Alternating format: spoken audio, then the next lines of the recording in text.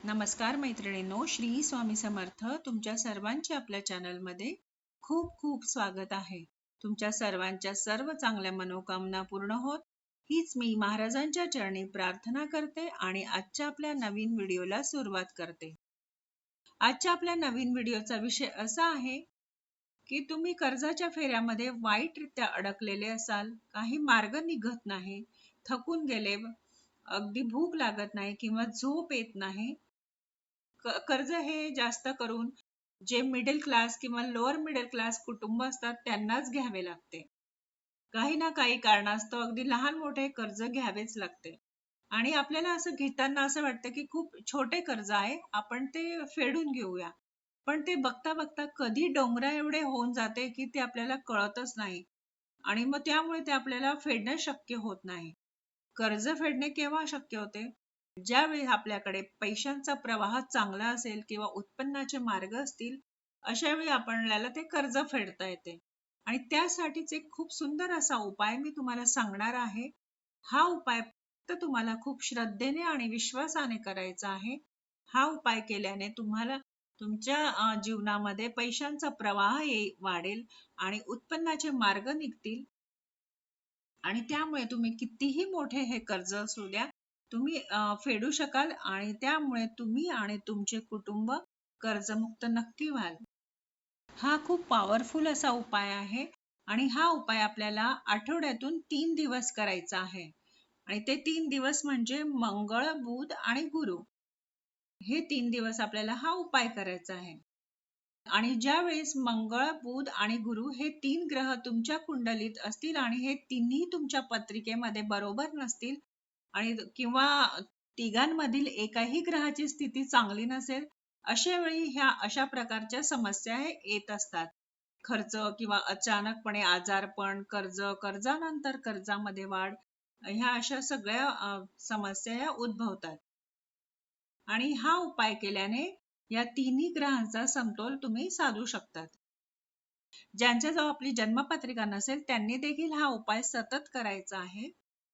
फक्त लक्षात इथे एवढं ठेवा की रविवारी चुकूनही हा उपाय करायचा नसतो. शुद्धतेची आपल्याला पूर्ण काळजी घ्यायची आहे आणि हा उपाय स्त्री किंवा पुरुष कोणीही करू शकतो. आणि हा उपाय करताना तुम्हाला जर एखाद दिवशी गावाला जायचे असेल किंवा तुम्ही विसरून गेला, तर त्यासाठी घाबरायचे कारण नाही. तुम्ही त्यापुढेही त्याला कंटिन्यू करू शकतात. हा उपाय आपल्याला मंगळवार, बुधवार आणि गुरुवार दररोज सकाळी आंघोळ झाल्यावर करायचा आहे. ज्या घरामध्ये भगवान श्रीकृष्णांचे नाव घेतले जाते, त्यांची पूजा केली जाते, त्या घरामध्ये गरिबी, निराशा, दारिद्र्य कधीच टिकत नाही आणि कधीच तिथून माता लक्ष्मी निघून जात नसते. हा उपाय केल्याने तुमच्यावर लक्ष्मीनारायणाची विशेष कृपा राहते आणि त्यामुळे तुमचे उत्पन्न वाढते आणि पैशांचा प्रवाह देखील वाढतो.